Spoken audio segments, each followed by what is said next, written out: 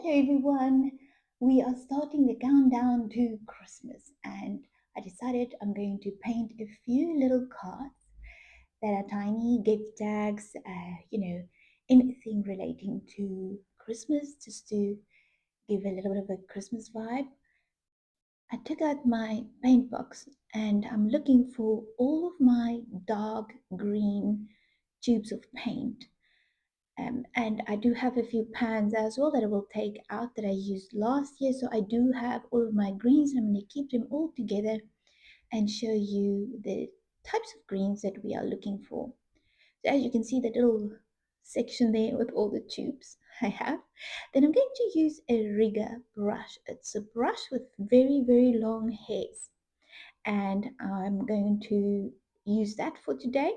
And then we will use different types of brushes that you might have in your paint books over the period, just so that I can show you that you can basically paint a lot of these little cards with any brush, with any paint, and with any paper, because I'm not painting a specific flower.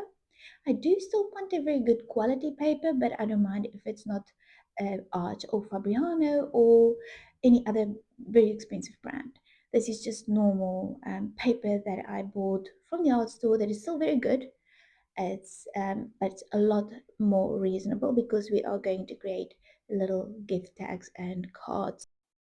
So this is a very, very dark green that I'm using right now. You can use your sap green, which is a very common color that we use in watercolor, and you can just use a drop of either sepia or Payne's gray with that to darken your mix of your greens. I want a very dark green, so I'm thinking of the trees that normally are used for Christmas. So I'm looking at a Christmas tree, but because we live on the West Coast, we don't necessarily have those trees here. So I'm just imagining how they will look in my mind, and we're going to paint a few of them. Okay, so this is the brush I'm going to use, and you want a small piece of paper like this. I would say about 15 centimeters by about 10 centimeters. And I messed on the paper, so I just use a brush with clean water and then I remove the pigment. So that is a very dark green. It's Perlin green from Sminky, and you want to wet it with your water and then activate it so that you can start. I'm just going to draw a little line right down to the center like this, and then make sure you have your tissue paper handy so you can dab your pigment on there. And then I just dab my brush on the paper, let it dance all over the paper, tiny little strokes, and I imagine how a tree will look in my mind, and I just start painting in these little branches, and they're all over the place. So this is a close-up, and all different little strokes. I'm going to go much thicker around the branch. So much closer to the branch, I will add more detail. So there are foreshortening little branches that will be painted in as soon as I have all of these in, and I will show you as soon as it's done. It's extremely noisy here today because they finishing up one of the houses here that they are busy renovating, and so it's extremely noisy, but also Charlotte is very busy. She's just all over the place, so just excuse her. You will hear her little footprints everywhere, including Tyson. So this is what I do, just little dabs that I paint on the paper. And at least they're sweeping the road today. So there was quite a lot of mess, and they're at least sweeping the road. So you will hear all of the noise. And like a grader, I don't know what they're doing with a grader, but it doesn't matter. At least they're cleaning. So I want to cover that little line that I drew on the page. And I'm adding the foreshortening little branches that are coming towards me while I'm painting. And this is how I do it. So little sweeps on the paper, and I will go over all of them to fix them. So as soon as I notice one of them are a little bit out of place, I will just go over it. And there's no perfect way to paint this. So you can play around. If you make a mistake, just start again, and then you just practice until you get it right. It looks very easy, but I know it's not that easy. That's why I'm showing you a few different ways to paint it. And I know you're going to see so many of them. So you will learn so much from everyone trying to show you different ways to paint it. And that's what's so fun is there's so many different options of painting these. And then this is my tiny little tree. And I'm just going to go a little bit thicker at the bottom there. They are very thin at the bottom, and then just thicken it, and I'm going to paint a little line at the bottom to create this little the floor where the tree is, but that will come now as soon as I'm finished with these little branches.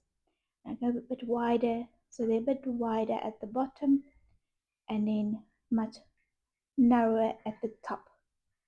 And then this brush, I like this brush because even though you have a lot less control over the brush, the little markings are quite cute that you can create with your rigger brush. But a brush with a nice tip will also be perfect for this. So there are numerous different options of painting this. So just play around. Don't stress about it too much because you can always just take another little piece of paper and start again. So this is the little tree. I'm going to wait for it to dry quickly and I'm going to fold it like that and we're going to make the card. And as it's drying, I want to go back and just darken parts of the tree again because watercolor always dry much lighter once it is dry. So you can go back over certain sections again. I want the paper to stay as light as possible so I'm not painting everywhere. There will be a lot of highlighted parts in between the branches. I really like that. And everyone is cleaning outside. So you hear them making a bit of a noise, but as said previously, they're busy cleaning, and it's nice to see that they are cleaning. Because I mean, they could leave it just messy, but they're not. So I do apologize for that. But this is the bottom that I will be painting, and I just take my tissue paper and wipe up the excess because I don't want it to flow right to the bottom. I do want it to final line like that, and I like the way it turned out. This is so easy. Basically, just dabbing your brush over your paper. Let it dance all over the paper. It is nearly Christmas, and it is the time where most people are on holiday, and it's a fun time. Even though we do not have snow during winter months, we have summer and sun and watermelon and avocados and all the nice things. But we do dream about a white winter. So this is my white winter or green winter with my trees. And I love painting these. I can't exactly paint a watermelon for Christmas, can I? Anyway, if your painting takes too long to dry, just take your hair dryer and I'm going to paint some of my gold paint that I have that I bought last year. I'm going to use some of the gold and paint it on certain parts. Now that is a beautiful gold that I'm going to use. And I want quite a thick consistency. So I haven't used it all yet and I want to activate it. So I just take an old brush, wet it, and then I put it on the pigment. You can see that when I use quite often. And then I just drop it onto this little plate. That should be enough. You don't need a lot. You just need a drop of that gold. And this is how it looks. Let me just show you quickly. And you can see it's dry. There's no water puddles. It's completely dry. I'm going to leave it like this so that I can show you where I add all of the gold in. And I'm just going to drop it in certain parts, like little flakes of snow. But it's called glitter paint. And I just used the rigger brush again. You don't need a rigger brush. You can use a brush with a nice tip for this. So don't stress about it. I just use this rigger brush because it has no control. So I just go all over the place with this brush. And it doesn't matter because it's fun and I enjoy using this brush. But you can use a brush with a nice tip, it will be perfectly fine. And this is what I do, I just go all over the place. And yes, we're cooking up a storm in the kitchen, so just excuse the crockery banging there. Someone's making coffee. Anyway, then I drop in some gold at the bottom as well for the way we painted where the tree touches the ground. And this is how it looks so far. And you know what? Your children can actually paint with you, or even your husband or your daughters. So noisy. But it is fun. So this is how it looks right now. And then I just wanted to add a few more on this side.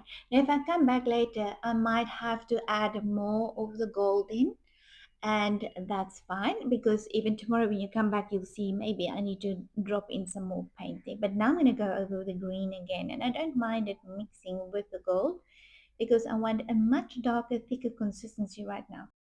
And you can see I just add in those darker little drops here and there, not everywhere because I still want to keep the white of the paper. And then I also want to leave some of the gold there. So if I go over all of the gold parts that I painted now, it's no point of me adding in all of the gold. So just here and there with the tip of my brush, like that, and I'm just dabbing it exactly like this. And I create those little markings on the paper. So I'm going to leave this to dry. And now we're going to fold the card. So this is a bow knife. And you want to make sure that the edges all align before you push down the sides and the center. And then I use the bow knife. We have thunder, which we hardly ever have, but there's thunder.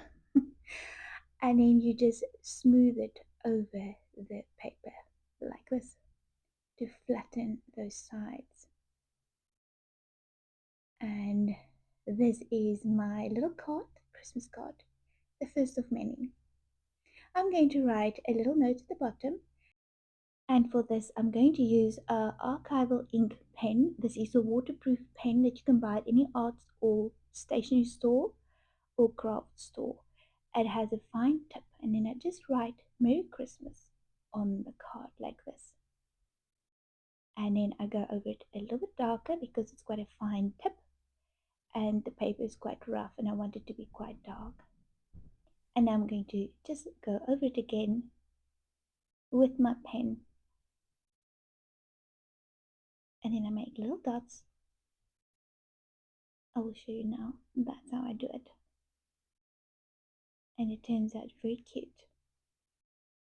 And this is the final project, and I am going to make a few more, and you can always write a beautiful note on the inside. Thanks for watching, and I will see you soon.